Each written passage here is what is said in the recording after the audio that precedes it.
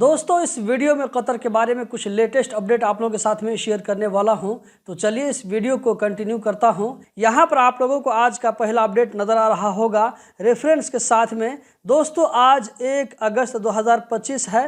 Qatar में हर महीना के शुरू में पेट्रोल और डीजल का क्या रेट होना चाहिए, इसके बारे में वकूद की तरफ से अपडेट दिया जाता है। यहाँ पर कहा जा रहा है कि पेट्रोल में सुपर और प्रीमियम में किसी तरह कोई तब्दीली नहीं हुई है, वो जो है सेम जुलाई का रेट है। जबकि अगस्त के महीने में डीजल के रेट में 10 दिरहम को ज़्यादा किया गया है। जुलाई के महीने में 1 रियाल 95 दिरहम था, जबकि अगस्त के महीने में 2 रियाल 5 दिरहम कर दिया गया है। यहाँ पर आप लोगों को अगला अपडेट नज़र आ रहा होगा जो कि अशगाल की तरफ से है। इस अपडेट का रेफरेंस आप लोगों को स्क्रीन पर नज़र आ रहा होगा। इसमें अशगाल की तरफ से कहा जा रहा है कि 2025 के ख़त्म होने से पहले 109 प्रोजेक्ट शुरू किए जाएंगे। अशगाल की तरफ से कौन से प्रोजेक्ट होते हैं यहाँ पर आप लोगों को पिक्चर में नज़र आ रहा होगा, तो इसी से मिलता जुलता जो है 109 प्रोजेक्ट 2025 के ख़त्म होने से पहले अशगाल की तरफ से शुरू किए जाएंगे।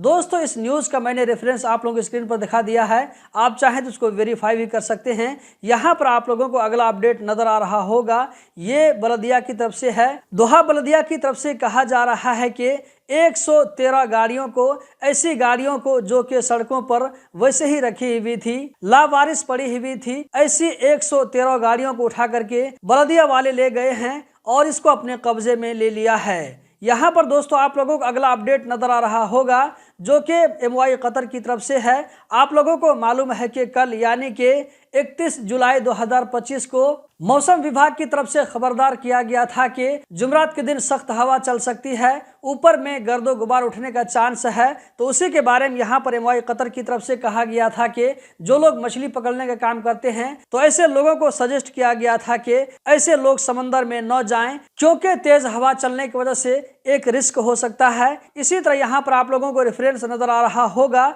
जिसमें मौसम विभाग की तरफ से कहा गया था कि जुमरात के दिन तेज हवा चल सकती है, गर्दो गुबार उड़ने का चांस है। यहाँ पर आप लोगों को वीडियो की शक्ल में नजर आ रही होगी, जिसमें देख सकते हैं इस वीडियो को किसी कतरी ने रिकॉर्ड करके सोशल मीडिया पर अपलोड किया है, जहां पर देखा जा सकता है कि आगे का रास्ता बिल्कुल नजर नहीं आ रहा है। तो दोस्तों इस तरह का जो है प्रॉब्लम कतर में किन किन जगहों पर हुआ था कमेंट बॉक्स में जरूर बताएं। इसी चीज को देखते हुए लेबर मिनिस्ट्री की तरफ से कंपनी वालों को सजेस्ट किया गया था कि जब इस तरह का सिचुएशन आता है तो कंपनी वालों को हर तरह का जो है सहूलत रखना चाहिए ताकि वर्करों को किसी दिक्कत और प्रॉब्लम का सामना न हो, सेफ्टी के हर चीज को अपनाएं। अगली तस्वीर में आप देख सकते हैं कि समंदर के किनारे कितनी बड़ी मौज उठ रही है। आप में से जो भाई समंदर किनारे घूमने के लिए गए होंगे तो उन लोगों ने भी अपनी आंखों से देखा होगा। अगला अपडेट दोस्तों यहाँ पर आप लोगों को नजर आ रहा होगा, कतर के बादशाह शेख तमीम बिन हमद आल सानी के हुक्म के मुताबिक सीरिया को बिजली फराहम की जा रही है। इससे कहा जा रहा है कि 50 लाख से ज्यादा लोगों को राहत मिलेगी। डेली इन लोगों को 5 घंटा बिजली दी जाएगी।